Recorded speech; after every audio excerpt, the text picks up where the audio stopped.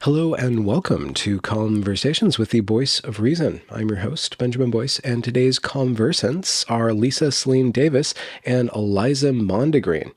These two ladies are prolific and very fine writers of the highest caliber and have been concentrating on gender discourse for the last few years. And in this conversation, we talk about the gradually changing tide with regard to public opinion and professional behavior around the gender issue. You can find links to their work down there in the description below. Consider liking, subscribing, and even donating if you feel so moved. Without further ado, here is Lisa Selin Davis and Eliza Mondegreen. How's married life, Mr. Boyce? Oh, it's good. We're working on it and having fun in the process. We're going to go see a movie tonight. What are you going to see? You know how it is. Well, probably we'll go see a movie tonight, but I want to rewatch the Furiosa, Mad Max. Oh. And Leslie's up for watching it again with me. So I've seen it. She hasn't seen it. So. Well, that does sound like true love because it sounds like a really terrible movie. Oh, it was not woke, okay? And it was pretty awesome. And it was allegorical, so it was mythological. It's got layers to it, and it does have, it's got female struggles. It's got male struggles. It's got Chris Hemsworth. It's got that actress. Oh. Yeah, I noticed they gave him a Semitic nose to play the bad guy. Okay. I'm sensitive to Topical. those things. You have a nose? No, a nose for noses? No, well, I'm sensitive to the Jewish nose trope and how many villains have big noses. And I come from a family where my grandfather was the only brother with a this is going to offend so many people, but that's fine here, a non-Jewish nose. And so this was a whole thing about we could pass as non-Jewish, blah, blah, blah. So anyway, if you look like the Wicked Witch of the West, she's got a honker, right? I mean, it's just, I said honker. God, I'm right off the bat, just spewing things I'm not supposed to say anymore. Olfactory discourse is spicy tonight. Well, I didn't say anything about what they could actually smell. But yes, I did notice that when I watched the preview. But, I also just remembered that there was a great movie, Women Talking. Did you guys see that? Yes. The Sarah Polley movie? Yeah. And I really loved it, but there's this, they're all reacting to sexual violence and, trauma, maybe some actual trauma, not somebody said something I didn't like trauma. But there's one person who reacts by essentially dismissing all femininity and dressing like a boy and cutting her hair off, which, as we know, is a response sometimes to sexual violence, and that some women retreat into masculinity or gender dysphoria can arise as but it gets you on the GLAAD, hit list if you admit that gender dysphoria can arise of sexual trauma. So the way they deal with that in the movie, so that they're not going to get canceled, is they basically say somehow in this Hutterite, are they Hutterites? They're Mennonites. They are Mennonites? Oh. Okay. So, within this sheltered community, they're still essentially saying, oh, but actually that he's the person he's always meant to be, Yeah. They're totally disconnected from the rest of the world. They speak Plattdeutsch, leaving the community is this huge, undertaking because they have never been outside of it, but they are very, very up to date on gender identity. Yeah. It's the one thing. So that did kind of, so I can understand being on the search for movies that don't hit you over the head with social justice. No, just some. I'm just saying that if I went to see Mad Max, it would be true love. and no other reason. But Well, let's move if on. I went to women talking, it would be true love. So we're even, Stephen. It's good. It's pretty good. It's pretty good. I also I was on a plane, so the bar is always a little lower, but it was still pretty good. Chicken meat floss. Do you know anything about the cast review there, LSD? Oh, That's a segue. yeah. Other long things we've been reading. The cast review. Yeah, I did read that. That took me all day. British literature. This other guy, right, great British literature. This other journalist said he'd read it in a couple of hours, and I just thought, I mean, whatever.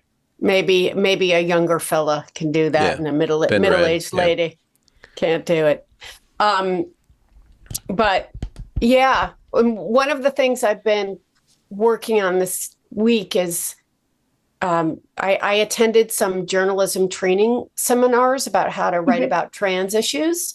So none of them mentioned caste, but they did say that any of the changes going on overseas are politically motivated, and that they have the same polarized landscape and right-wing influence.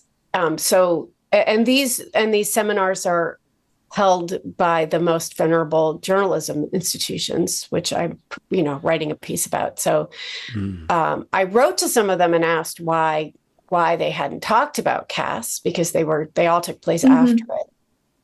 And they just said, oh, it was too late and it's still being worked out here. And I do think it penetrated the liberal media more than anything else has. Right. But it's just amazing how persuasive certain kind of journalists / activists are at convincing both the editors, reporters, and the general public that there's nothing to see here. Mm-hmm. Yeah, it's wild. The disinformation has been pretty rampant. And disinformation, which is proffered as correcting misinformation or disinformation. And it's head spinning, mind boggling, and all the other such adjectives. Yeah. What else did you learn at this training? Let's see. I learned that desistance is a myth based on a 2013 study.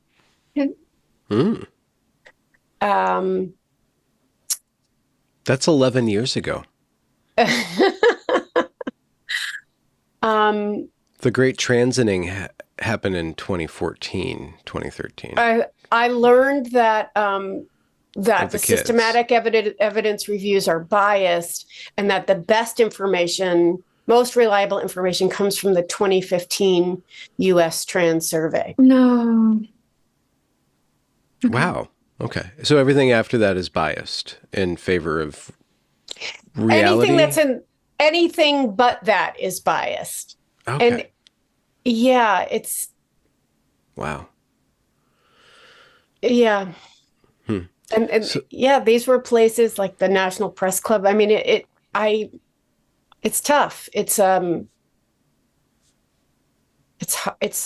hard to reconcile that it could be that backwards, and that it's not, some sort of communist propaganda saying the opposite of what it is. These are private entities, right? Like they have, and I don't even know that they get power or prestige from misinterpreting all this stuff. I think they get, the satisfaction of being on the right side. But if it's a journalism training seminar, we should really be trained in how to recognize our biases and move past them. And that's the opposite of what they're doing. Is this the principal vector that you're aware of where biases are being propagated? Are there other areas, perhaps? Oh, I guess every area. Law. Really? Don't you think? Law, medicine, psychology, and education. Those are my focuses. But it's... Yeah. Well, you're reverse engineering the question, which is great too. But within journalism, are you aware of just this one way in which they're guarding a bias, or are they guarding other biases with regard Oh, I to other see. social issues? I I think, and I'm curious what you two think, that there's been a shift on free speech and a shift a little bit on race because and slash DEI. I still think this is the thing that they're holding on to the most tightly. So they're letting go of the arguments against free speech. Well, they care about free speech now because they want to be able to kill Zionists. So we got to be able to say that, Oh, right? I mean, that's the right. That's what isn't that? Yeah, that seems to have reminded a it? lot of people why they once thought free speech was important. Yeah, because suddenly they want to be able to engage in some version of hate speech, which is free speech, and so now they realize why it matters. Are you suggesting that the major... Getting very Jewish today. Yeah, no. I mean, Weird. It's activated. It's like flavor crystals and chewing gum. It's been activated. Oh, yeah, back to Chris Helmsworth. flavor crystals. Yeah. we should sell those. It's the sands of the Semite. Yeah. But you're particularly keenly aware that these major institutions, these arbiters of the elite mindset, are anti-Semitic, and are they not composed of many Jewish individuals? Yeah, I think they're funded by some. I mean, the ones who control the weather. No, I don't. I don't think necessarily that the institutions have embedded anti-Semitism. I think that they were willing to curtail free speech when it came to race or gender. Mm-hmm. And for whatever reason, this war has created this need to speak out against a group. And they said you couldn't do it for these other groups, but they want to be free to for this group because it's framed as good versus bad. Mm-hmm. And I think to a certain extent, seeing Jews as white, even though some people don't, and seeing Palestinians as brown, right? So it's disrupting the intersectional lens. So they need to just hew to the Palestinian side, or really the Hamas side. I'm not sure they know the difference. Yeah. And yeah, so I think it created the sudden need to prioritize free speech. I don't know. What do you think, Eliza? Because I admit I am a little biased, even though I've very loose. I have almost no training in Jewishness other than the weird stuff about noses and my sense of humor. So I don't know if I can see clearly. Yeah, I mean, I'm a little biased too because I was in New York City the day after the attacks and I saw the protests that were very pro-Hamas and this is what decolonization looks like. So I'm a little biased too. Mm-hmm. But I think that your analysis is right, that they have run into a problem for the kind of intersectional matrix where it's okay, there's one historically oppressed group, but there's this other group that, they're the underdog, or maybe we think that their skin is darker, even though we don't know what a lot of Jewish Israelis look like, or, it is really scrambling some people's brains in more ways than one. But one of the consequences has been that all of a sudden it's people who are very eager to police speech don't want their speech to be policed. I mean, in Montreal the other day, the activists on the McGill campus hung an effigy of Benjamin Netanyahu from the like gates of the university wearing a black and white striped uniform. I guess this is free speech too. That means prisoner, right? It means prison, but it really looks, it has some different historical echoes. Oh, okay. I'm not aware. I mean, orange. We usually put prisoners in orange jumpsuits now, right? Yeah. So it's a little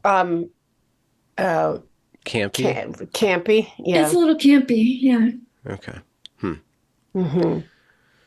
But the New York Times isn't going to take that tact. Of championing free speech. Hamas. No, Hamas. Oh, God, I don't know. I mean, is Sulzberger Jewish? I mean, the publisher of the Times has objected to the direction it's gone on the record a couple of times and said, I think that journalists are confusing the mission. Mm-hmm. I think what's weird about it is it doesn't seem that good for business, but maybe it is. I mean, the polarization was good for business, right? But it just doesn't seem that good for business to like just represent one side and then say anyone who feels a different way is a bigot. It just seems very alienating, especially as the people who are morally pure enough to be on the good side, like that number shrinks all the time because you can't maintain that kind of moral purity. So I wonder about it as a business strategy. And if you look, like the free press is doing so well now, it's not, super nuanced, but it's certainly willing to tell all the stories that mainstream media stopped being willing to tell. Is this Barry Weiss's? Yeah. So that seems good for business, and I think, the freewheeling provocateur Benjamin Boyce, you were also willing to tell the stories that no one was willing to tell, and that's how you got your loyal following. I don't remember what the adjective was. A loyal following? Just a following. No, just a following. Just a following. Just a following on YouTube. Just an uncharacterized following on YouTube. Yeah, it could be 60 followers. Right. But they could be a radical cell of freewheeling provocateurs. They could do a lot of damage to discourse. That's the other reason that they put that in there. She was giving me a nod. She was saying that I'm outside of the system, but I'm not totally worthless. I'm not part of the elite. I'm not a part of their, I'm not a scholar. I'm not a journalist. I'm kind of outside of the Overton window. Like I'm a place where people go. Despite appearances with the hat. Well, with the hat, yeah. Well, we all have to utilize the rainbow to get ahead somehow nowadays. But yeah, so it's, it's that weird kind of signaling thing, but I don't think they understand I don't know. Your industry, Ms. Davis, has suffered a lot of losses, at least the, I guess the newer, like Huffington Posty, kind of like the Jezebel-y, online publications have lost a lot of work for forwarding that agenda or that viewpoint. I don't know if the New York Times is ever going to have problems, or it's like Harvard disbanding, right? I was talking with somebody who said that these huge institutions are kept together because they're under so much pressure. Like they're these deep sea creatures that everything's so built on top of them that they can just kind of survive with like 2% sanity and 98% insanity because there's so much stuff that just keeps the New York Times is prestige. Harvard is Harvard because of prestige. So, wasn't it earlier this week that Harvard came out with a statement that said, we're going to stop like promoting a take on things, or at least that was the guidance. Did you guys see that? Yeah. And then something like Syracuse University did it too, or yeah. I wonder if Evergreen will do that.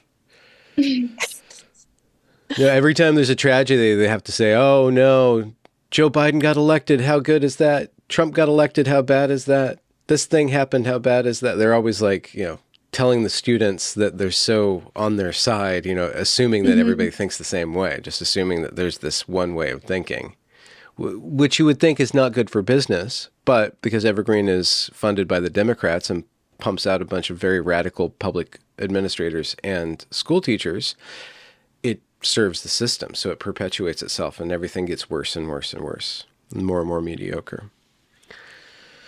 But yeah, it's going to be interesting. When I read those statements from universities, it was like, okay, are some of these very captured institutions realizing the value of going back to saying, okay, we just do this one thing because we think it's really important, and we don't do all of the other things, and you can do them with your own free time, but we don't do them. We just do this.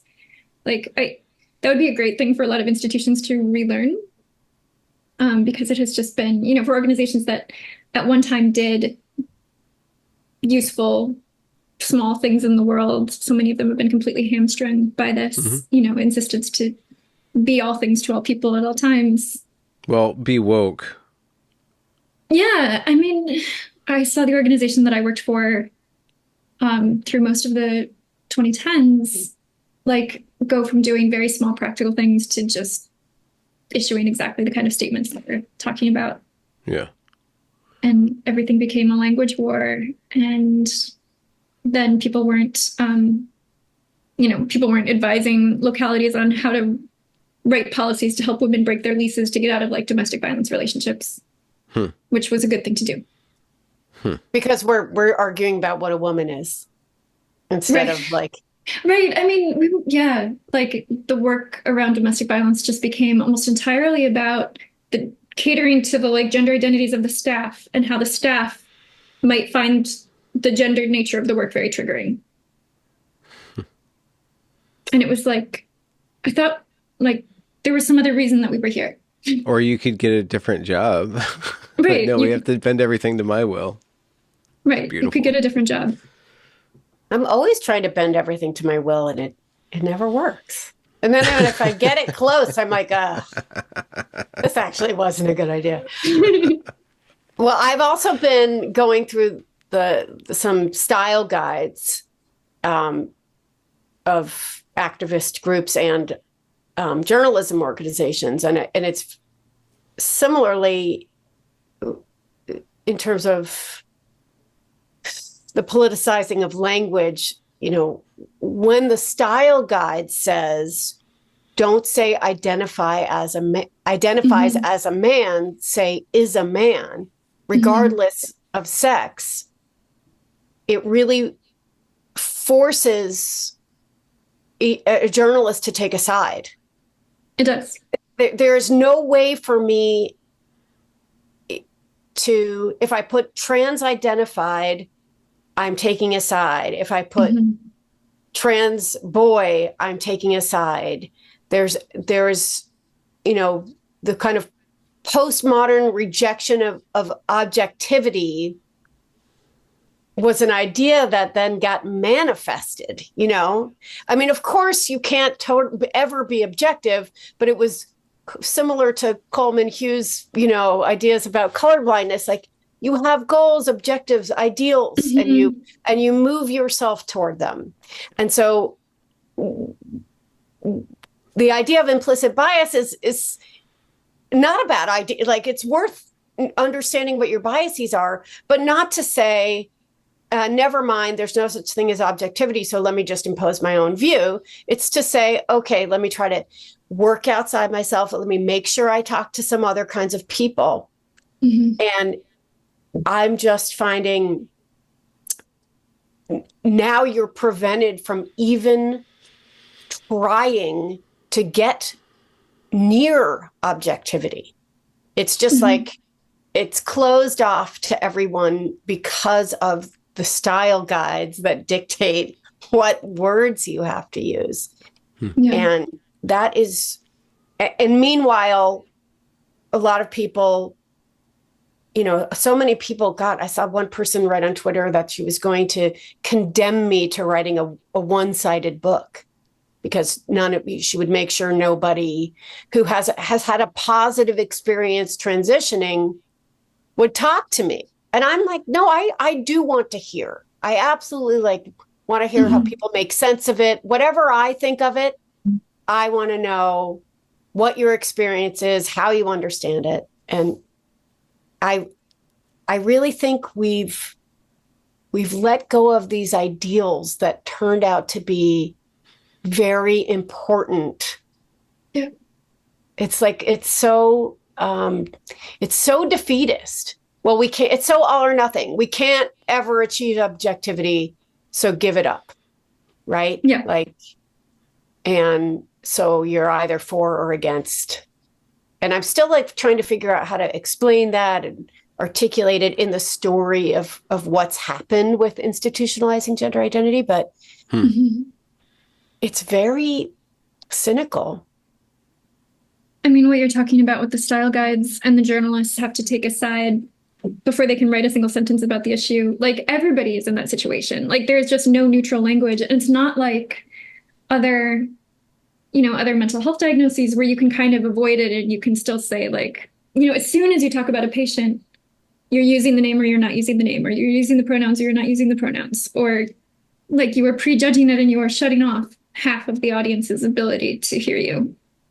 And it's just so, well, I mean, I guess it depends. You're shutting off a large part of your audience's ability to hear you because you're okay, did you call her a girl or a boy? And yeah. Or did you just use, I mean, there are cases where I have just used initials and you just use them over and over and over, and it's bad writing and it's the only way to keep it open. Sense takes a hit. Right. Well, style definitely takes a hit. Yeah. But it's also it's really hard. Continue talking. I have to check on something real quick. Okay. I'm listening. I guess I was thinking about Cass also. And do we wait for him or we just keep going? Well, he says he can hear us. So. Oh, okay. Yeah, I was thinking about her call to take politics out of it and how amazing it is that so many people in America insist that it's still political. Or the way the medical associations reacted by saying, we don't want it to be political, therefore we condemn the bans. But they are not talking about what Democrats are doing, or Democrats getting in the way of detransition care, or passing those wild laws that usurp parental rights. So I guess one question related to Cass was a call to depoliticize the issue. And I think it's a call that we've all been making for years. How can we do that in this environment when our medical associations are already politicized and our media is already politicized? I think one reason it hasn't landed here the same way is that there is no neutral territory for it. There's no nice flat airstrip for it became an airplane, but for it to land on. How do we create these neutral territories? Reality. Yeah, it's tough because it's there's a part of this conversation that needs a neutral territory, which is just okay, what if we just look at the evidence? And can we just narrow, cut out all of the other trappings of this and just what does the evidence say? And does this make people feel better? And then there's the other part of this that needs to be won on territory that I'm not sure can be depoliticized, because I think that when we look at the evidence, we have to make a judgment and say this is something that isn't good for people, even if they want it. And so I'm not sure how far, it would be a huge step forward to be able to agree on some of the facts of the case, even just talking about okay, people have multiple pathways into trans identification and multiple pathways out. And if we could agree on that, that would be really great. And that would be a huge starting point. And maybe that could not be political, but I think ultimately it is about like, okay, what does human flourishing look like and what does it not look like, no matter what we call it? And we just can't, there's just no other territory for that, I think. What if the things, I just wrote this in a piece that I'm pretty sure will be canceled, but Okay. it'll be on my Substack if it's canceled. It's about the media stuff. Okay. But I talk about, in these journalism trainings, and they say detransitioned is 1%, and people do it because of stigma, right? They repeat that line of thinking. And I don't respond to that by saying, here's what the detransition rate is. All I can say is we have no idea. We don't know. And what we know, and then in terms of what we know is that there are detransitioners who feel deeply harmed. And again, in the medical sense of harm. Yes. And psychological, and not a microaggression kind of harm. But we also, if we're going by anecdotes, then we also have people who say it was the best thing they ever did and they have no regrets. Mm-hmm. So we can't, if I'm going to do my job or have any credibility, I'm going to listen to those people, because low quality evidence means we don't know. Mm-hmm. Okay, but I know what you're saying, which is, well, when you don't know, then you can apply this other kind of moral lens. But my God, whose morals anymore? Right, like that's the problem. It's like we don't have any kind of framework that everybody can say, or maybe the dominant framework is adults anyway get to decide what's good for them, and other people shouldn't judge. But it's one thing. Since we've lost all of our kind of universal truths or these ideals, which of course they were not ever universal, but at least but they were a reference, like people would know what you were talking about. Right. Now you have like Martin Luther King would essentially be called a racist, right? His ideal, unattainable ideal, but like a beautiful thing to move toward, would just be that's racist.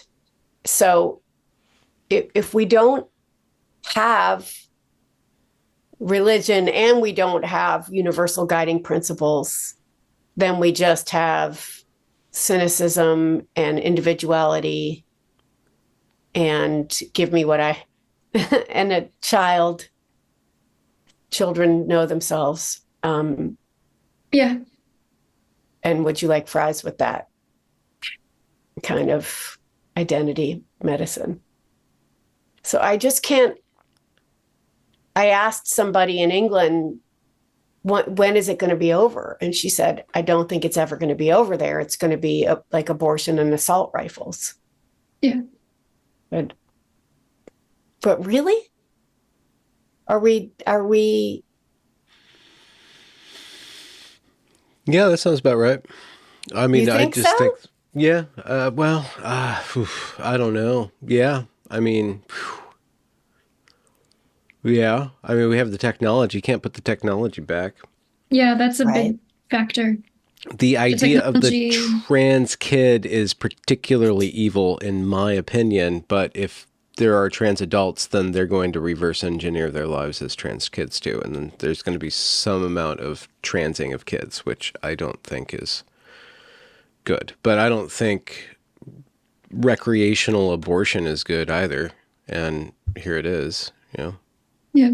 Other people in this call don't feel that assault rifles or rifles are a good thing either, but here we are with them. So we can all just have things that we're kind of like, I don't believe in, I don't believe in recreational abortion either. I think limits are fine. I think, again, that's the all or nothing. Like, can't we have something in between abortion bans and abortion anytime? Yeah. Can't we? make the Jewish flavor crystals that make everyone. Is that what we said? Jewish flavor crystals. Anyway, like make moderation the sexiest, like most exciting new thing of like. Well, I don't think that's gonna How happen. about 16 weeks? Well, Compromise is fun. if there's so many different ways to call. I was speaking with Malcolm Collins yesterday. He has this. He calls this cadre of people who control the elite institutions the urban elite, something urban elite. But they basically I guess the people that you're adjacent to, Lisa. My neighbors in New York City. Yeah. They're the trendsetters. If they went forward with some sort of moderation, then that would probably like trickle down, and that would be the prevailing ideology of all the medical institutions, and then the trend by which most doctors either protect themselves or just go along with the show. But there will be, like, I'm speaking with people who are involved in lawsuits from the point of view of the detransitioners. And that's going to provide some pressure on the system to force it to cover its butt, or insurance companies to say, okay, this is getting out of hand. We're not going to cover this stuff, or just saying this is elective. This is not life-saving care. This is elective. And with that on the books, and then also people making insurance codes for detransitioners so we can track this stuff. Like, there's a way in which it can be repaired, and a lot of the people in these elite institutions, these trendsetters, are going to have to figure out a way to cover their ass because they are complicit in a lot of self-harm. Yeah, I think it's assisted just self-harm. hard to know how it will go because it's so multi-layered that there's no good historical analogy. Like, there will be things in the past that we can point to and say it has elements of this. So it has elements of, thalidomide and lobotomies. But those That's weren't what I'm social. writing. I'm writing down lobotomy and thalidomide. That's what I was writing down. But those weren't social movements. And it has strong, Right. resonance with like the recovered memory movement and the satanic panic, which was like both a therapeutic and a social movement, and had that same kind of like, it was a question of identity, and it was but you didn't really interesting way. see the president of the United States flying the flag of anti-Satanism. Like, they fly the flag of pro-trans, like, pro-child transition. It was never so It's intense, not but there were wrapped people in who the were flag prison, of liberation. For years because of Really? Yeah, I mean, so there, like, there are these common elements, and then there are things where it's like, abortion or gun control, where it has like these kind of potentially irresolvable culture war elements. And then there are the people who are going to have to live with it no matter which way it goes, socially and culturally, which is, patients, parents, doctors. They're going to have to live with it for the rest of their lives, whether they decide to detransition, whether they decide to, recant the kind of medical care that they gave. And a lot of people will not be able to do that. And that's going to continue to be kind of an element in the mix of, just because there was so much buy-in, like there was so much buy-in from elites, there was so much buy-in in the media, there was so much buy-in from parents and patients, that it will be very hard to have the kind of, we should stop giving thalidomide.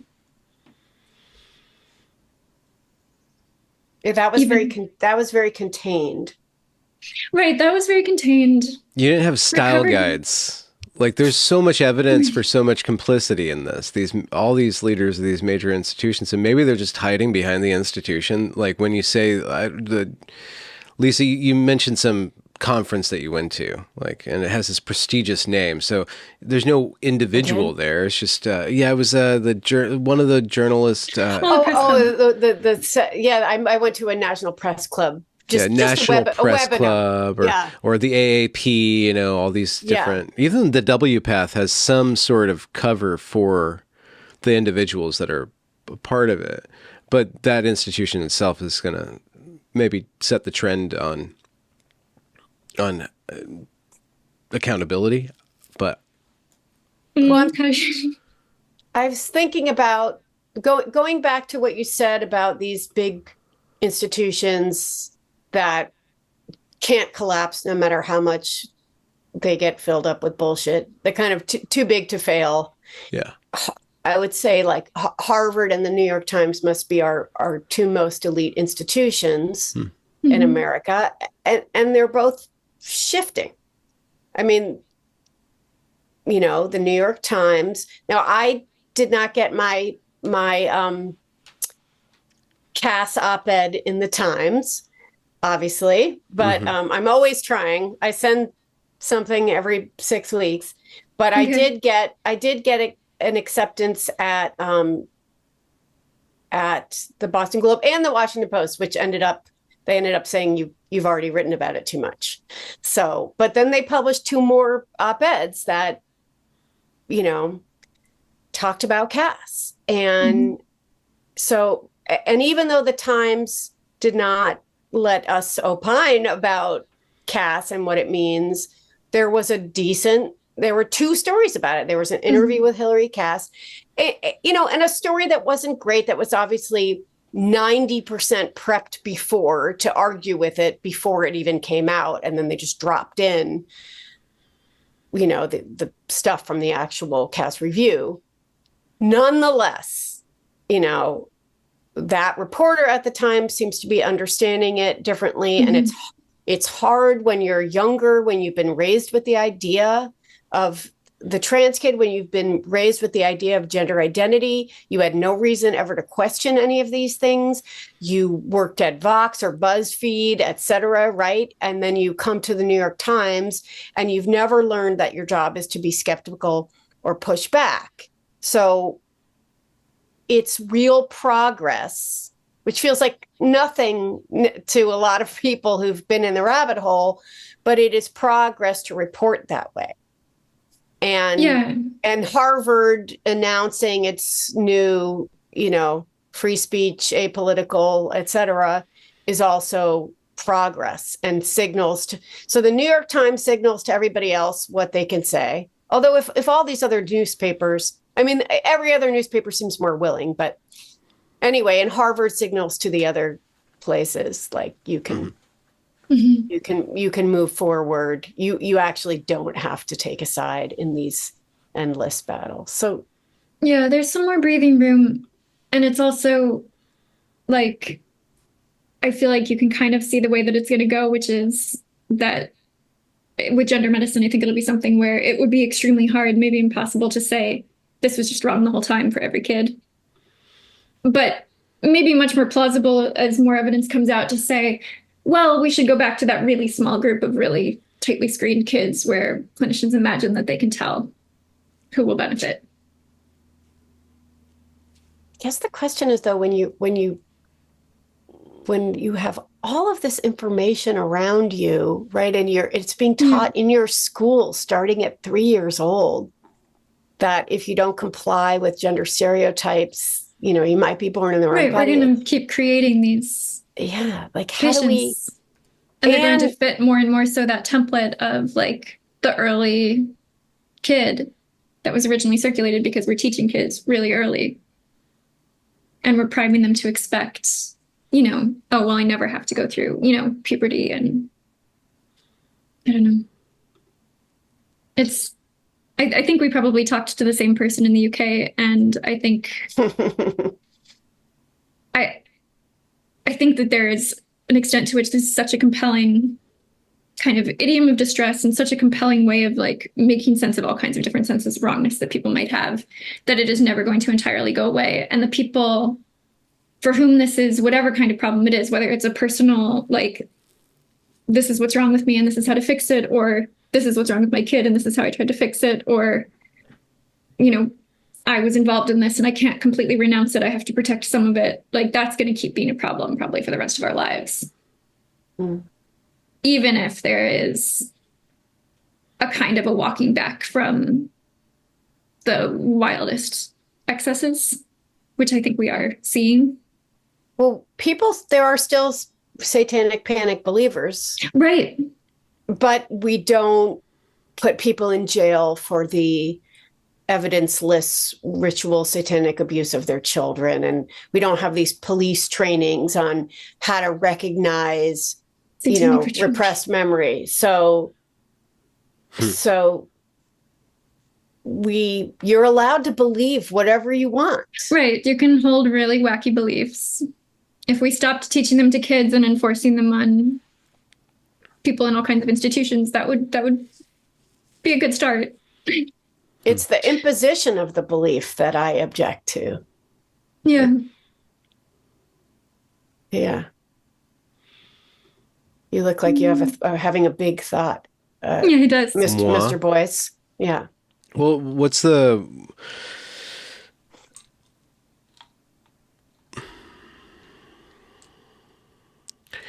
There's different challenges to... I mean, I don't know.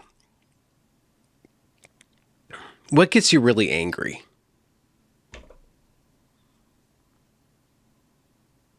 Eliza first. Oh gosh. What gets me really angry? She's more even keeled than I am. I don't know. You haven't gotten me really angry. Okay, I'll work on that. Yeah. She's got some Minnesota flavor crystals. They're really hard to crack. Yeah. I think the thing that has made me really angry is that there are people who on some level know better and have avoided information very studiously for a long time so that they would not be either compelled into action or compelled to recognize that they were cowards. I think that's what gets me really mad. It's, I'm not angry with people who identify as trans. I think in most cases, like, I have seen so many people in real life and I have read so many accounts online that I feel a lot of just a lot of pity, because it's this just toxic belief system and you imbibe it, and it's just it's just inherently distressing and inherently like destructive of your sense of self and your relationships, and even if people who identify as trans then go on to do things that are not good for other people, like go in women's spaces or dominate in women's sports or whatever. Like, I think we should, not be making it possible for people to do that. But I feel a lot of pity for the people who are in that position. I think a lot of parents are in just an impossible position, and many have been lied to by doctors and, kind of emotionally blackmailed by their children and the clinicians that they trusted, and then like society as a whole. But the people who, don't have immediate skin in the game, but have some kind of responsibility, like they're in charge of a newspaper or a medical school, or, who just, I think that they had a responsibility that they completely blew off because they liked the prestige of the place that they were sitting. And they thought that somebody else would take care of it if it was really that bad, but they didn't want to know either way. Yeah, I've never understood TMI. I'm always like, what do you mean? Give me all. Give me all the information. Well, tell me every detail. Yeah, that's interesting. I get I get angry easily. It's a problem it's a lifelong problem. But I think what really sets me off is the framing, the deeply unintellectual framing of good versus bad. And specifically the phrase anti-trans or anti-LGBTQI2SAA plus plus. And I was with a friend who is, I'm pretty sure, 0% crazy, which is wild. She seems completely sane, very even keeled, so kind, and so fairly religious Christian. And we were driving somewhere, and I don't see her very often. She was telling me about a friend with a trans kid, and who had to move because of anti-LGBTQ school policy and legislation. And I'm really working on how to handle these situations, because I feel the need. The nicest way I can say it is I feel the need to complicate that. Yeah. But the truth is, like, I take it as a personal insult when someone says that kind of stuff to me.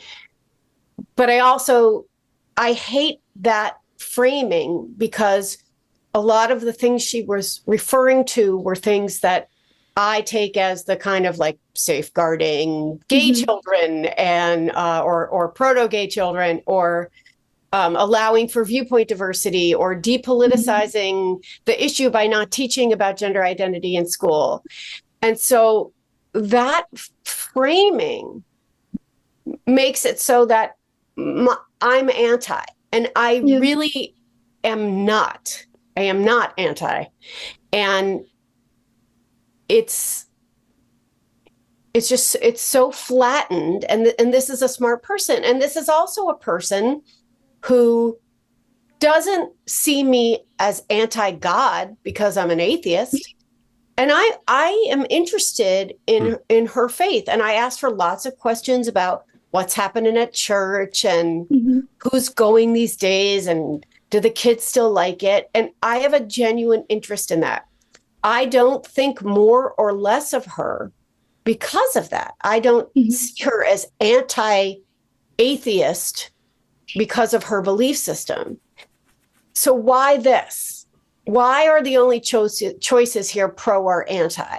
Why do I have to be anti in her framing? And that, I think that upsets me more than anything, because it also makes it impossible to talk about. Yeah, it is crazy making. And it's like, boy, if the people who are telling you that there's a trans genocide, and that people who are concerned about you hate you, and that you're going to, kill yourself, and like all those things, like if those are your pro-trans friends, like who needs enemies? Jesus Christ. Like, it's really messed up. Yeah. And if it was still fringe, like there are lots of strange ideologies. I always talk about, I just, lots of people do things to their bodies that I think are odd. And I just am, and I have tattoo regret. So like I'm, I remember my dad also being like, I like just ears with no piercings in them, just plain skin, no tattoos. And I was like, that would have been like radical, like never pierce your ears, So, but people walk around with those giant plugs in their ears, and I cannot understand it. But I'm totally fine with not understanding it. I mean, I'd like to be able to ask. I actually never have. Jamie Reed used to have them, so I can ask her. Why? Yeah, what is that? Why do you want those giant holes in your earlobes? And all kinds of cultures have body modifications, and even to children. And I get it. Like, I have my idea of normal, and this is all about a battle for establishing what's normal, because if you control what's normal, you kind of control everything. But I'm used to acknowledging that my idea of normal is different from a lot of people's. But I don't do that much of trying to impose it on other people. I just would like to make room for, like if we mandated that women had to shave their armpits, I wouldn't like that, because I don't like to shave my armpits. I mean, I gotta maintain whatever lefty cred I have before all my body hair falls out as a middle-aged lady. So, that would be bad for me. But I'm totally fine with if Benjamin Boyce wants to shave his armpits, that's fine with me. Would you shave my armpits though? I mean, I don't think so. I don't think Okay. Leslie would be cool with that. I think No, she'd, that's Probably true. shouldn't Yeah. be. No. yeah, that'd be no, true. that seems very intimate. I mean, I enjoy knowing you, but Yeah. no, I don't think I want to touch your There's armpit hair. bounds. There's bounds. I don't think I want to touch anybody's armpit hair, No? even my own, apparently. Oh yeah, No, I okay. don't want to touch anybody's armpit. No, but I'm just saying, like, it's fine. Shave them, don't shave them. Just don't mandate one or the other. Just don't, just don't, just don't teach that there's a good or bad, a right, Right, or or wrong. that it's life-saving to shave them or to not shave them, or Yeah. your true self has shaved or unshaved armpits, then everybody needs to respect it. So you two are liberal women. Yeah. How does this how do you guys You say it with such derision. No. I mean it's pity. Mhm. How do you enforce anything? How I was just talking with another friend of mine, local distance, and he quoted somebody else who said the liberal is the man who can't take his own side on an argument. So I see what you want to do. I see what you want to do. I want to see what you want to do. You know, this acquiescence, like this inability to draw a line, this wariness of being hard-nosed about something. Is that just weakness?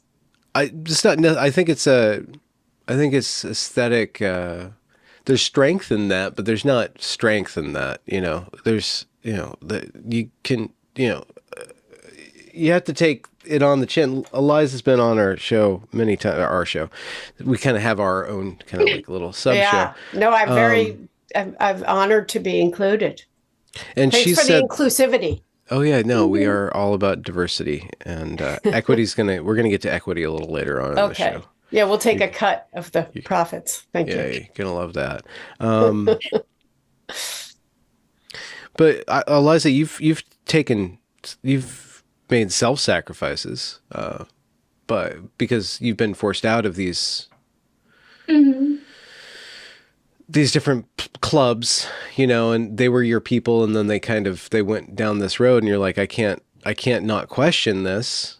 And then you're kind of rejected and you've lost friendships and stuff like that. And you've had to operate in the shadows. I don't know to what degree your career or your career prospects are interrupted by taking an inquisitive stance and bringing some level of, not objectivity, but some sort of moral stance on the issue of child transition, on the issue of medical ethics, at least. And those things at this point, medical ethics is it's political. So I'm just wondering, if it is political, how do you kind of come to terms with, well, standing on the sidelines or being polite or acquiescing? I'm not calling you weak. I don't mean to be calling you weak. I think that the ideology is such that it's generous and it operates within a good faith environment. When people are acting in good faith, when we do have a sense of like, okay, you can be different than me, but there is some sort of normal here. When that erodes, like, how does one participate in the reintroduction of goodness in the world, beauty in the world, truth in the world, when the world has lost its hold on those things? And how do you enforce that? How do you work towards balance, if that's one way of putting it that's amenable to you? So I don't really know how to answer that question. But I think some of the things that got hacked in liberalism were things that are very good to aspire to and that are pretty hard-won achievements of human societies, like toleration for difference, like toleration for disagreeing about things that really matter. Like, that's the whole point. The point isn't to tolerate when people disagree about things that don't matter, which anybody can do. Well, almost anybody. Some very petty people out there. It's to be able to disagree when it matters. And because we're always going to disagree about things that matter, we have to be able to protect that. But I don't feel like that's what's happening now. I feel like that's something that got lost over the last 10 years or so, and is the kind of liberalism that I would like to get back to. And I think something that I think about a lot is, I think this is from Paul Graham, is he like a venture capitalist and an essayist? I just know him for his essays. I don't actually understand any of the other stuff. He wrote about keeping your identity small, maybe 10 years ago or so. And that's something that I think about a lot, where it's like, as soon as you make something a question of like, okay, this is part of who I am, it's very hard to talk about it with other people. And that it was better to say, okay, not I am a Democrat or I am on the right side of a human rights campaign or whatever, but like, here's what I think about this right now. And to keep that distance so that there can be discourse across disagreement and it's not annihilating to, your sense of self, would I think be really important to get back to. And that's kind of getting to what Lisa was talking about with her religious friend, where it's like that you could coexist and be friends and disagree about something that's very important to her and presumably very important to you in a different way. And that your relationship is, if your relationship was just about that disagreement, what relationship would there be? But you have a much richer relationship, like you have a many-sided connection that involves like meeting up in real life and sitting in a car and talking about other things. And maybe that's one of the other things that we need to get back to, that the internet is making it hard, because on the internet you have to kind of flatten yourself to find people to talk to and be like, okay, we're going to talk about this issue. This is what we have in common. Boy, I really hope everybody agrees. Otherwise, you're going to lose this community that you found. And I think real life isn't or really isn't supposed to be like that.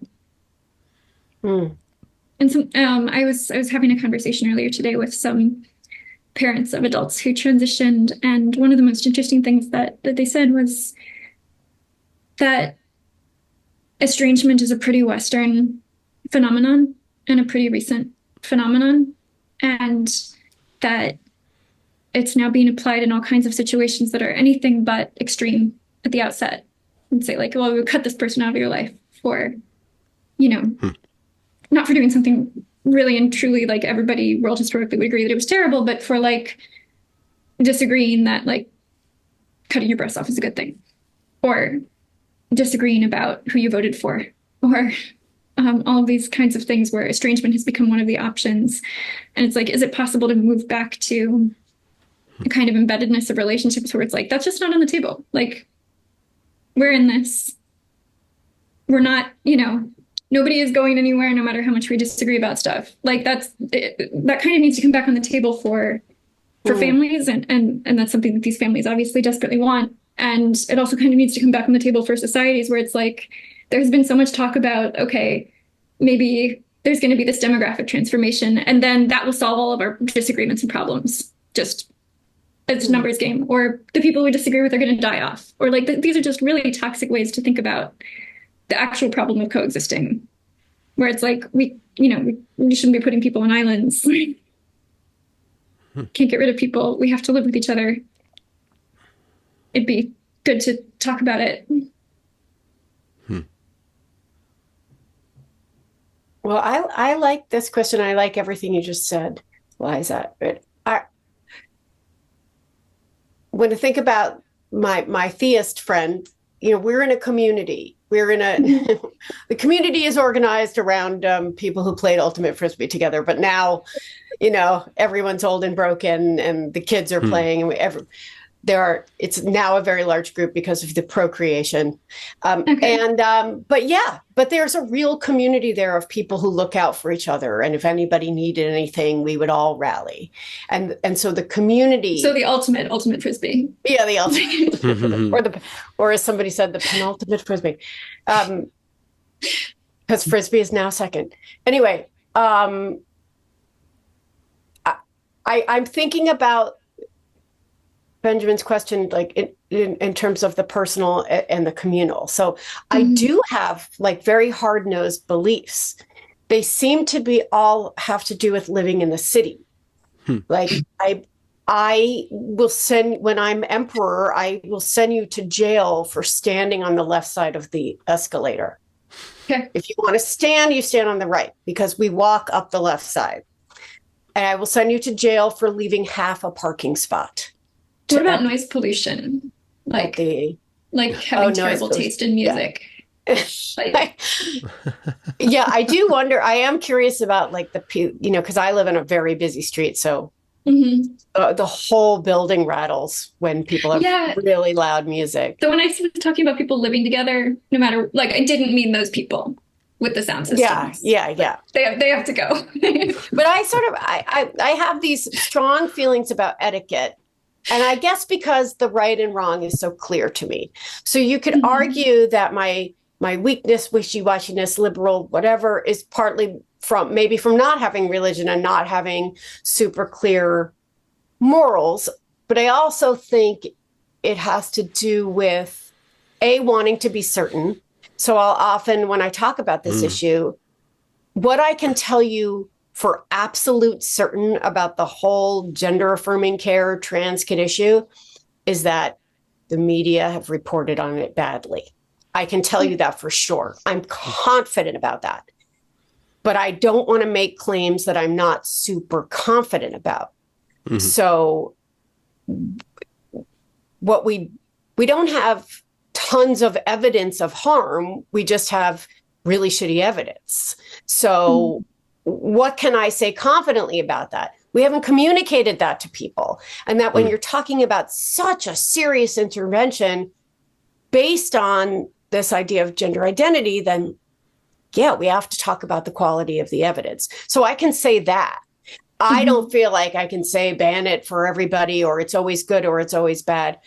Yeah. I need to have the confidence in that. And I think the third part of this, the individual part for me, is that like I started out as a fiction writer. I wrote about like a 59-year-old Catholic alcoholic in his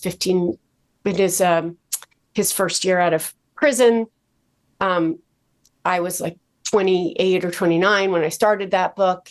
But I very much felt his pain and his shame. And so I totally reject this postmodern idea of not being able to understand the experience of the other. That's the whole point of being a writer or a journalist or an artist or a psychologist, or like any of this stuff. And I find myself a little sometimes short on compassion in real life, just because of being nuts, I think, and like wounded and whatever, so sometimes I can't do it with the person next to me, but I can do it in my work. And I love it. It's like an amazing exercise to enter the mind of another. And for that, there has to be another. And so like now even othering is a bad thing, but actually no, like every single person walking around is an other to me. And that professional curiosity is very precious to me because I can't always get there in real life. In fact, when someone says the words anti-trans to me, talking about things that they don't realize that I am trying to get people to consider seriously, I can't figure out how to be curious about how they came to see that as anti-trans. I just want to change their minds or offer different evidence. So I guess I feel like that's all related to the liberal project of pluralism. And going back to this idea of the ideals that we can't reach but should work toward, I think pluralism is one of them. I think it's very American, and it's incredibly hard. But I don't want to abandon that because I don't have a singular idea about how all people should live, and I don't have the confidence that my way is the best way. So I guess I would like to hear how you answer that, Benjamin, and also like do you think of yourself as a conservative, or what's your identity? And do you feel like you have you have strong opinions? Do you feel like you have the confidence to say this is how people should live? And I'm not saying I won't. Maybe I'll just be like, I'm going to do whatever Boyce says, but oh yeah, you know, I don't have the power to enforce my will, and my core belief system is that everybody has their own trajectory and their own process that they're going on. I also kind of have an understanding that evil does exist and should not be regarded kindly, or should be at least respected in its power to corrupt, disrupt, and destroy lives. So how would one avert a culture who's developed certain incapacities to limit evil, who's turned into who's allowed certain, we're gonna block off these different classes of people and say that they can't be ever questioned, and then watching those classes of people become festering pustules of personality disorders and just rampant dysfunctionality, and then that just kind of pouring through every major institution. So when it comes to this elite imperialistic project that is using the terms liberalism and now progressivism as its banner and stamping its flag on everything, up to and including the presidents of the United States. The State Department will fly the flag of the child mutilation in a couple days here. There. When I come and I look at these different people who have really different critiques and deep critiques of the nature of power and the nature of what we call the woke and how it's progressed this far, and I ask, well, what is the solution? What is the real solution? It always comes down to individuals it has to be from the bottom up, because any sort of tyrannical, any sort of coup d'etat and just like replacing this hydra with, let's say, a warrior king or a philosopher king won't result in actual change, because the change has to be affected in people's hearts. And so ultimately, coming back to what I was raised on, which is a particular strand of Christianity, is like you have to act like Jesus, and preaching like Jesus, you're never gonna be able to get away with that. You have to act like a child of God, and you have to have God inside of your heart, and the real communication of whatever that thing is will come through you, and you can't point that to other people. But every once in a while, something you say might spin them one way, but it's not you speaking them, it's the so-called spirit speaking through you. So I guess it's a way of agreeing with you, Lisa, because it is impossible to tell other people what to do, but you have to call out evil when evil is evil. Child sacrifice is evil. It's fucking evil. And we are not supposed to do that shit. And when you start to do that shit, everything collapses.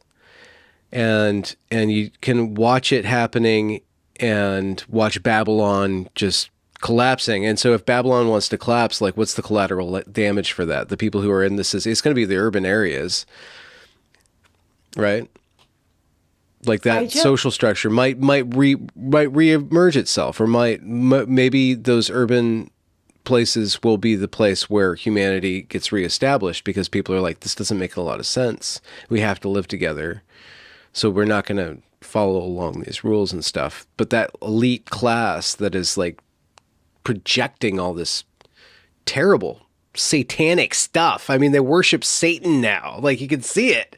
It's like their concerts and their award ceremonies, like they'll trot out like satanic stuff. And I know it was fun and edgy and stuff, but it's no longer connected to Christianity anymore. It's no longer being against Christianity. It's like just being for rampant individualism, Luciferianism, like my will above everybody else's will, as long as my will doesn't get in the way of your will. I don't know. Yeah, I don't think this rampant individualism has any place in liberalism. I think it's anathema to the pluralism that I'm talking about. Like, so that's the whole thing, right? They're using the name. They're calling themselves various progressive, left, liberal, et cetera. And then we all know that it's none of those things. Mm-hmm. But I'm struck by you talking about child sacrifice. And then I immediately thought about, very early in the Old Testament, because I haven't read that much of it, so it must be early, is the Abraham and Isaac. Mm-hmm. And Abraham was willing to do it. I mean, it was a test, right? Was it a test? Mm-hmm. That one is very mysterious. We're going to have to, let me go DM Jordan Peterson, see if he can come in and call in. Because the human was totally willing to do it. So I'm just curious about,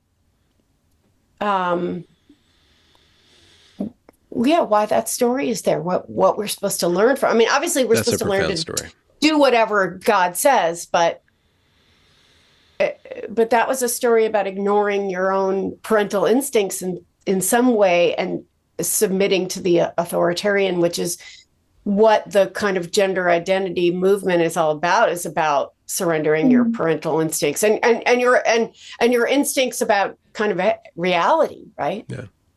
Well, who's being worshipped? I was going through one of my detransition videos, and it was this young gay man who was really disturbed by that and didn't know how to deal with his homosexuality. He was very flamboyantly gay. So instead of like just being treated like a girl, he just became a girl. And, he went down this process of transition that we all have documented thoroughly. And I had just gone to church that morning. So I'm like, because I just needed to go to church. So I went to church, and I'm kind of an outsider because I don't go to church that often. It was a Catholic church, so I'm really outside of the surface. So I'm just watching the ritual of these people asking God for forgiveness, asking God for love, and asking for forgiveness, and like rendering themselves up to something higher in order to attain this ability to love each other, right? And so you ask for forgiveness and you give yourself something higher, and then you're able to love each other. And then I was listening to Kobe talk about like what he was believing, and it's like, I worship myself, and I have to change myself because myself is sinful somehow. So I'm going to change myself, and then everybody else is going to affirm me. But like at the end of the day, there's no God there, and there's no love there, because it's all like, I don't belong. My body's wrong. Mm-hmm. My mind is wrong. Myself is wrong. And he was cutting, he was doing all these terrible things to himself. He was a couple months away from the bottom surgery. And he stepped away from that, but there's just no, I forgot the line of thought, but there's just no, so the child sacrifice. So when they're sacrificing their children, what are they sacrificing their children to? What is this thing called gender? It is a soul, it's a spiritual concept, but what's the transcendent thing? It's either the self or the community. I'm sorry, but there's just no God there. There's no there's not even even if you want to do woo-woo stuff, there's no life force there. There's no the one. It's just like community love and self-love, community love, self-love, community, and they rely on each other in this really toxic way. There's no way to. And then the woman that you were talking about, the Christian woman who believes that, we have to protect trans kids at all cost. Her religion has been corrupted by this compassion. Compassion has been corrupted by it. It's like, wait, hold on. Mm-hmm. Isn't God in man, and didn't God create us in his image? Then why would we, and isn't the Bible full of stories of men trying to become God and people taking over, denying God's existence and putting their will in the place of God? And that's what this is what is happening. But because it's been reverse engineered through the civil rights movement and the gay movement and or the gay rights movement, it's just the right thing to do.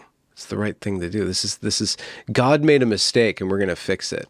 Mm-hmm. And I don't think she even knows that. As a Christian, that would be anathema to say God made a mistake and we're going to fix it. And so, of course, she would say you're anti-trans, because whenever people do that, it's like they are not willing to look at the concept that they're signed up to, because there's something wrong with that concept. And so they don't want you touching it. Don't touch the concept. Because then I would have to question things. I love that as a bumper sticker. Don't touch my concept. I'll let you touch my concept. $10 an hour. I feel like now people are saying God doesn't make mistakes. He made me trans. Yes. Like this is, right? Yeah. Yeah, that's the justification from religious people. And it's also kind of the justification within the community when people are like, I don't know how to respond to this loved one who says, like, why do I like hate my body? And it's like, or what do I think is wrong with my body? Or who says there's nothing wrong with me? And they like often take the kind of crisis that provokes online, and people will be like, no, like God made me this way. And then also, I guess, made the medical technology to fix me. It gets convoluted. It's a corrupted concept. It's called it's a Gnostic concept of my transness is God setting me up to the process of spiritual renewal. He set me up on this journey. He set me up as something special that I get to transform through these manicured procedures, these rituals, these euphoric rituals. The science part is just the way that a lot of the kids that I've spoken to, they were put on pills before the hormones. They were given this magic. Oh, you're sad. Here's a pill. Here's your little sacrament. Okay, yeah, okay. Your Ritalin or your antidepressant or whatever.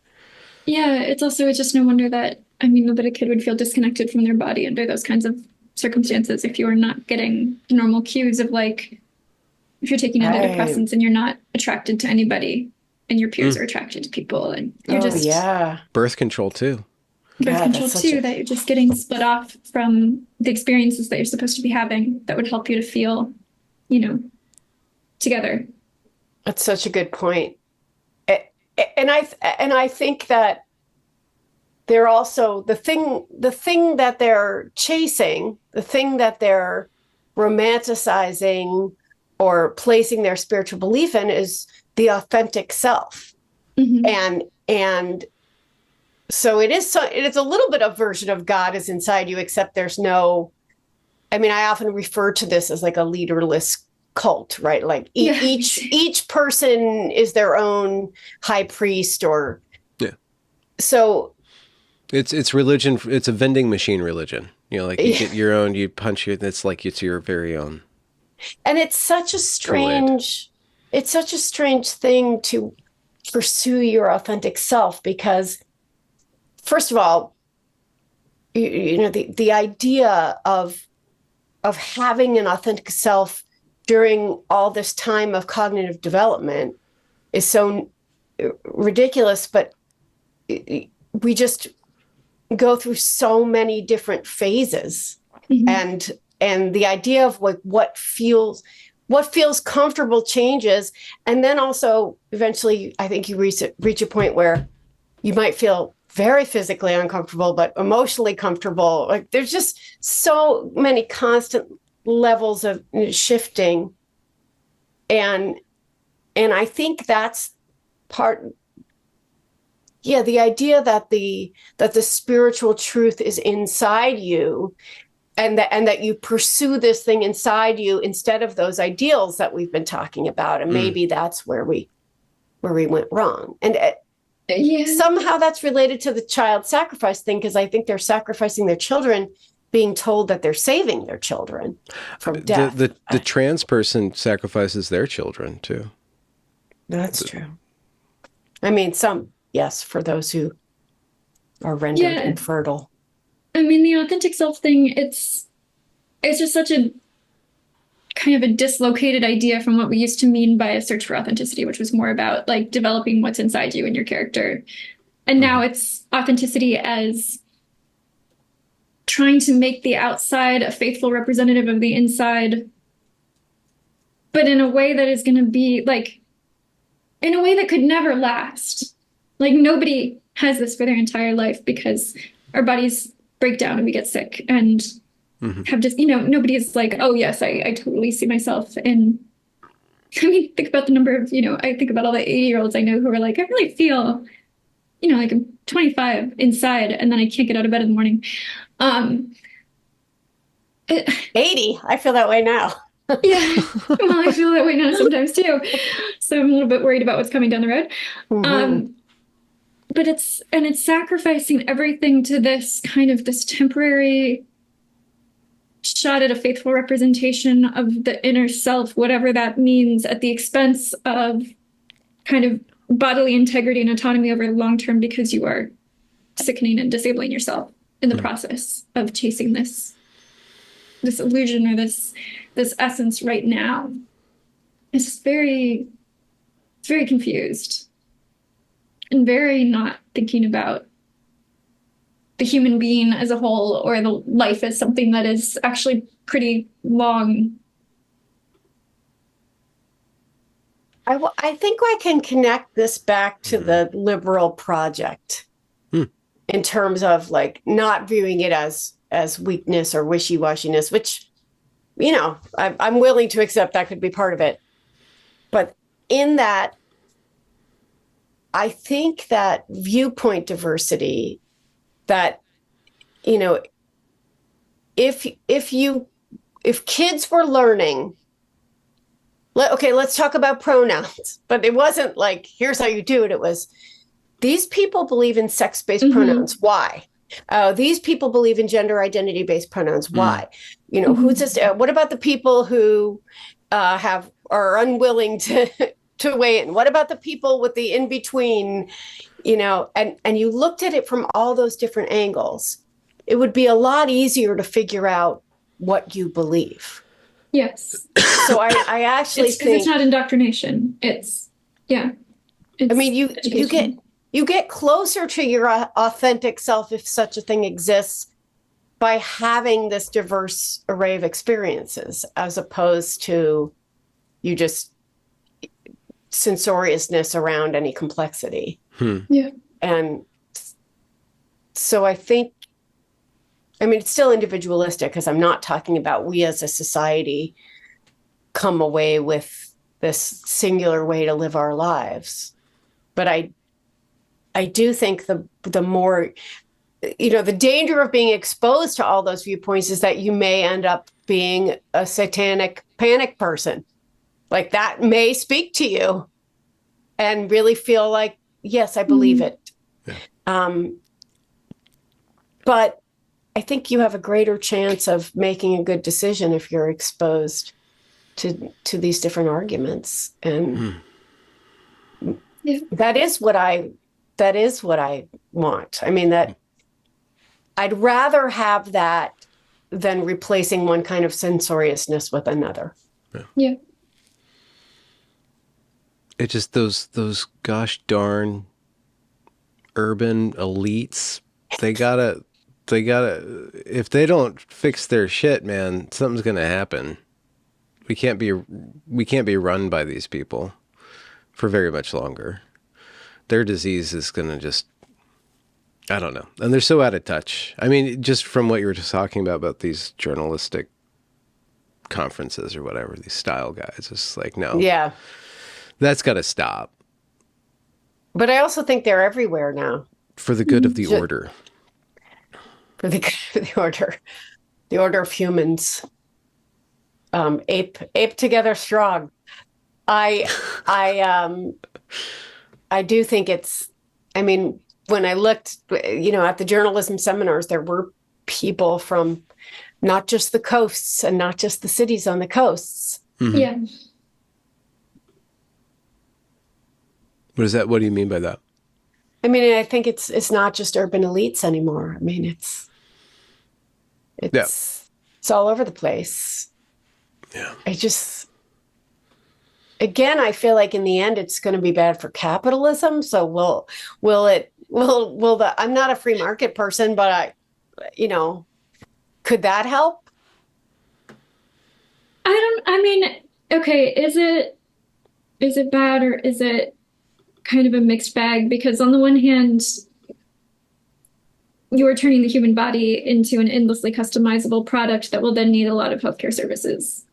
Mm-hmm. So there's money in that for somebody, and there's also like, okay, yeah, obviously that like degrades the quality of like society, and that people are, you know, will be involuntarily like they will be sick, they will be not able to work, they will be not able to contribute in ways that, you know, the market might recognize.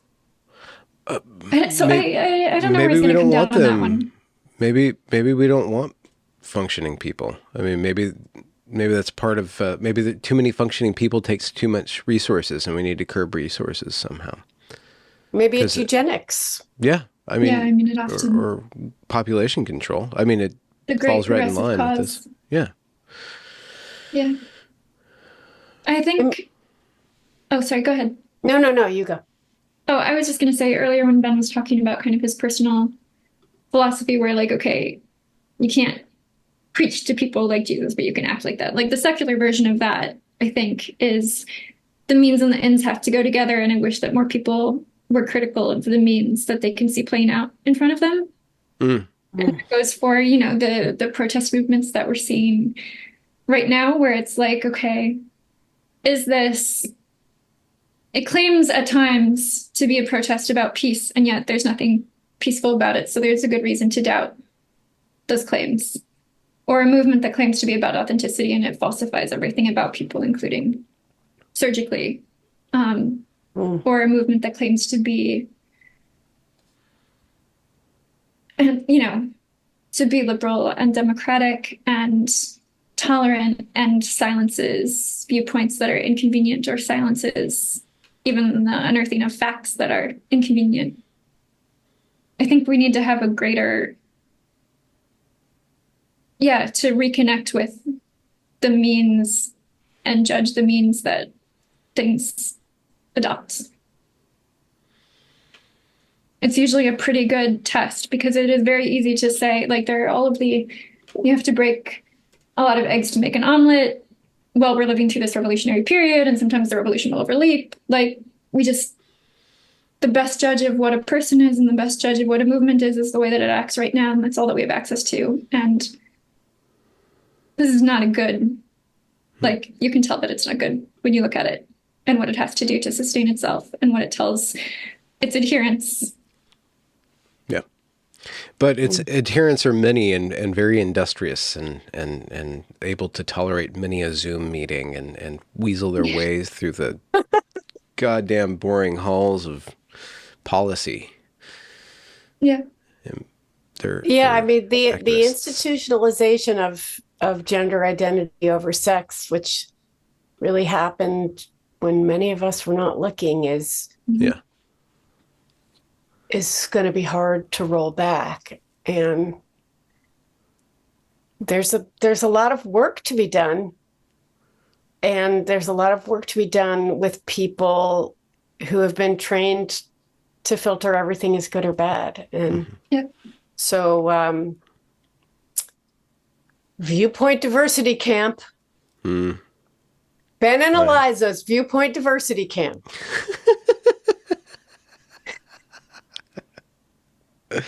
Sign up now. Speaking of work. Running for all of Pride Month. Oh, yeah. Oh, geez. What are you guys doing for Pride? How are you sticking it to the man? Or, I'm sorry, the ma'am. The herm. How are you sticking it to herm? Oh, those things are hilarious. You've seen those, right? Oh, no. The herms? No, I don't know what that is. I just thought that was her and him mixed together. What's a herm? Oh, no. Okay. No, the herm is a thing. It's like a kind of a monument in ancient Greece where it would have a man's head and shoulders, and then it would kind of be just straight, kind of like a tombstone, except you would have a penis. And they would use them as like way markers and things. Anyway. Huh. Oh no, I have that in my bedroom. That's, okay. Yeah. I'll be using that later. Armpit hair or no armpit hair? My herm has no armpit hair. Oh, wow. Okay. Well, there we go. Yeah. Keep that nice and tidy. I hadn't thought about how I'm going to celebrate Pride Month. I was pretty sure the Bible told me pride was a sin. It precedes the fall, though, so you got all summer to wallow in it. Oh, does it? It precedes the fall? In Canada, they made it Pride season. They did make it Pride season here. Oh, I thought you meant it precedes the fall of mankind. I was No, like, no, no. oh, I mean, it's from story. Pride cometh before the fall. Oh, and yeah. in Canada, it really does. Yeah. Oh. Wow, my everything literal and figurative crashed together. Yeah, love it. And stunned me. Mm-hmm. Well, I'll think of you guys when I'm eating a rainbow popsicle or what are other rainbow things? I love rainbows, by the way. Yeah, I know. You hate rainbow popsicles? I'm reclaiming the rainbow. That's my contribution to the human race. Oh, rainbows are amazing. Do you have like a subscriber only tour of your hat closet? I should have a subscriber only rainbow badge or something like that. Maybe you should put your logo on that and sell those hats. Yeah, no, I think it could be the freewheeling provocateur. Oh, yeah. You could have it in light up. Very classy, by the way. No, I'm gonna come up with some good merch during this. Yeah.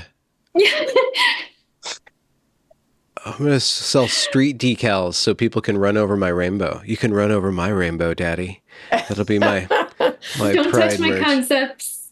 Don't touch my concepts without consent.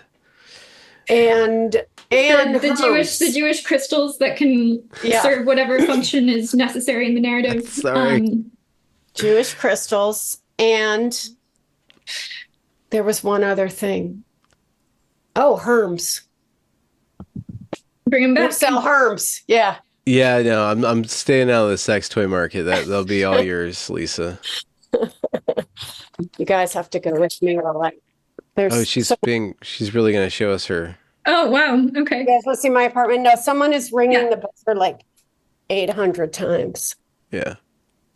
My kids decided to make eggs 2 days in a row while I'm recording, and I told them specifically not to. So I have to have another talk with them. Here's a bicycle helmet. Okay. Look at that self-portrait with mask. Oh my gosh. Oh, wow, geez. that is a real, that's looks been like up a there Saskatchewan or Saskatoon. What are those big furry things? Was that you? No, I know it looks like me, but it's blonde, not gray. That my daughter made that sometime during the pandemic. Oh, jeez. Haven't even noticed it till it was in the background. Okay. Lisa, what's your book about? This latest one, and why haven't you gone sparring with Peachy Keen, who did probably, I think, the reactionary version of the same? Who's Peachy Keen? That sounds familiar. Yeah, she's a DR, dissonant right, outer right writer. She's like the reactionary guide to housewifery. I have to have her back on. I'll share. I definitely heard of her. Yeah, she's up and coming on she's like your right wing counterpart. It'd be fun to have you guys laying down what ladylikeness is. I'm right wing because I support anyone who wants to and can afford to stay home. As long as you're not with their kids or hey, without, but you have to. I interviewed a lot of women who ended up penniless after that. Yeah. So I think there are some issues, but there's a cultural context to it. Yeah. It's been uncomfortable to be a quote unquote heterodox person and be still in the kind of mainstream publishing where I'm expected to toe the party line. And I guess like, even though I'm a disagreeable, obnoxious, kind of aggressive person, I am not that way professionally or online. I'm the opposite. Everyone else is like their worst self online and their best self in real life, but I'm the opposite. So it's all backwards. So yeah, it's just been like a deeply uncomfortable experience, and I'm Are you better for it? Yeah, I think so, because I think I'm learning to tolerate the insults and I think the same way that I'm turning my light back on. The same way that, when you see someone and you can't tell their sex, you kind of need to stare at them, right? Like that's just a human instinct. And I think what happens to liberals like me and Eliza is that liberals who are towing the party line are doing the same with us. They're like, they can't fit us neatly into one category or the other, and it's discomforting. And so it has to be attacked or explained away or disrupted in some way. And that's a valuable insight. And I want to toughen up. And I'm working on this book that's kind of the story of the youth gender culture war and the what happened, how it happened, why it happened. So I feel I'm very focused on this mission, which I think insulates me some against the weird, like kind of weird Washington Post review or I think the hardest thing was this lengthy takedown in book form, because that's like that was the Murray Donegan one. Yeah, just because that's a trade publication, so that's everyone, like people I know who work in publishing, you know what I mean? It's very like it's communicating to the entire publishing world that I'm not safe or reliable or good. And I could have told them that, but anyway, but it's okay because I'm already working on this project. So if I weren't, I would be utterly devastated right now. So I was talking with my editor before, and I said, this book deal is literally life-saving. So, it's gender affirming care for writers. Yeah. So it's super weird, and it's so polarized in publishing, and publishing. It's not. These are not places. These are not places where it should be polarized. No. Yeah. They lost the plot. So maybe we'll see some turnaround there too.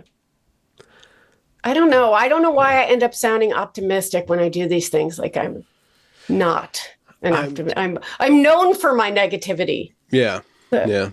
You hope. I think you still have faith in the system. Or it's kind people. Of hope dies last type situation. Like Stalingrad or something? I remember when I first heard that as a teenager, I was like, oh, that's so nice. And then I did not understand it. I think there's this way, like at some point during marriage time where like the kids were little and things were hard, and my husband was just like, what? When I met you, you were funny, and now there's no levity. And I guess if I have any optimism, it's because I've met people like you guys who like, we can, without being total assholes, we can have some levity, and it's fun to connect with people who are different. Like, and you got the funny back. Maybe it was the Jewish crystals. Yeah. I got the Jewish crystals. Yeah, you got the Jewish crystals. Yeah. All thanks to those protesters. Yeah. They really got my Jewish crystals back. I mean, I never had them before, but. No, you did. Your family jewels. They're embedded in you, in your genome. Yeah.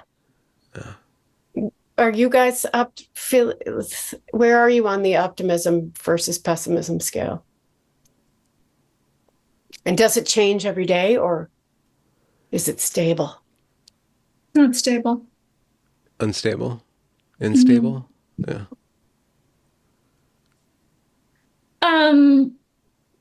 I think more optimistic lately, and certainly it helps. I've had several friends who had just kind of avoided the subject for years, and in the last year have been like, so you were talking about this, and it seems bad.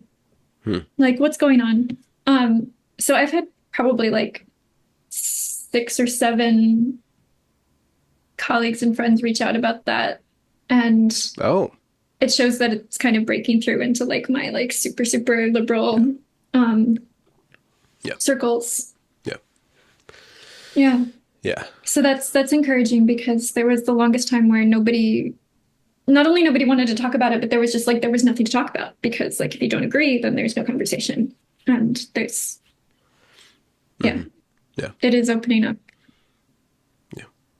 I posted that silly quote on Facebook of me being a freewheeling provocateur, and somebody scanned it and didn't realize that it was talking about somebody else. It was mentioning me in the context of talking about William Malone, and how William Malone was talking about the consequences of non-scientific research being kind of bad when you're practicing medicine, or the lack of scientific research tending to, have outsized effects. And the guy who's a doctor, he's an MD, practicing doctor. It's like family doctor out in, I think he's in Minnesota or something. It's like, why can't you talk about things that everybody can agree on? Like, this just seems like needless. Why are you so angry and bringing this up? Like, there's so many other things that we can all agree on. I'm like, well, I don't run a media show based on what everybody agrees on. And I hope you don't do that as a doctor. I hope you use your own head and understand that there's a variety of opinions. Like, who runs that? Like, so it's obviously that this guy's been listening to NPR since the Trump era, since the beginning of Trump era. And like, and NPR is explicitly, I don't know, maybe they haven't admitted it yet, but I know that Barry Weiss published whistleblower, whatever that means, at NPR, about saying that they're completely ideologically driven. It's just weird. It's like, okay, well, I have a hard time being dismissed in this way, but here's 5 years of interviews. Here's hundreds of hours of content. I'm not angry. This is a huge scandal though. But if you want to know more, it's on you. So eventually you'll catch up, but like being dismissive of me, like, I just don't have time for you. Like, there's so many interesting people who are open to discussing things. So I live in a little bubble of just conversating through all these things. I don't really have a optimism or pessimism. I'm kind of afraid of the US dollar dissolving, because that would be actually really, really bad. I'm worried about that, but I don't know how worried I should be. But the national debt, and then whatever this administration's doing, it's just, that is what I'm worried about. That's civilization ending. Well, I got a new thing to worry about. Well, like, on that note, I guess I'll go get some euros, or what am I, some yen? Yeah, I don't know. But other people say don't worry about it, so I don't know. I mean, a dickless generation is one thing. Yeah. But the inability for our infrastructure to function anymore, like, that's when the zombie apocalypse happens. Like, this stuff is child's play. And it's kind of not child's play, because it's setting up a generation to not be able to run the world. And so they're just going to be, who's going to do that? Like, we're just going to trust the AI, or either that or the government overlords, the globalist overlords will take over. So there's bigger things going on that I kind of like, well, that's interesting. But at the same time, God is great, and I'll be humble if we need another world war that's outside my pay grade. But the culture war you stuff have really is... taken this to a I'm sorry, dark like place. if we're talking about optimism, it's like, okay, like a bunch of medical idiocies going on and a bunch of cultural idiocies going on, and this is end of the world stuff. And it's not just sacrificing children. Like the sacrificing children, that's really bad, but that just means that the society can't function anymore after that. So that's what this is a sign of cultural collapse, or at least the harbinger of it. So, let's reclaim the rainbow. God made a promise to us.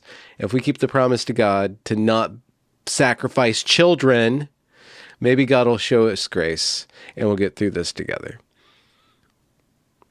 And on that note, I am now leaving to go see my 12-year-old play in the school play, and she's playing an old Jewish lady named Ruth, and she's going to talk like this. Great. So I That sounds like a great afternoon. Yeah, doesn't it? Yeah. And preteen flavor crystals. I go like rearrange some money somewhere or something. Yeah. Oh, yeah. If only I knew about that. Shave some coins. What everyone should come away with from this conversation is make sure your children learn something practical. Yes. Right. About money and science and none of this fluffy psychology, journalism, video making, art stuff. Yeah. Hunting, gathering, making fires. Yeah.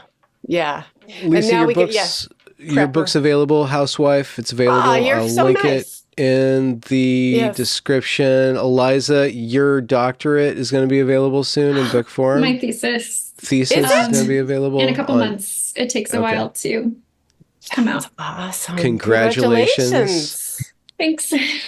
Are you actually done with school, or are you just starting the next phase of schoolership? I am shortly going to be actually done with school. So wow. I'll liberate myself from the academy. I think you're going to be highly employable is my prediction. Yeah. No, we'll find out. Gotta hit the ground running. Yeah. Keep us posted. All right, ladies. Thank you very much for your afternoon. Thank you so much. I enjoyed it. Lovely to see you guys. Absolutely. Okay. Bye. Ciao. Bye. Bye.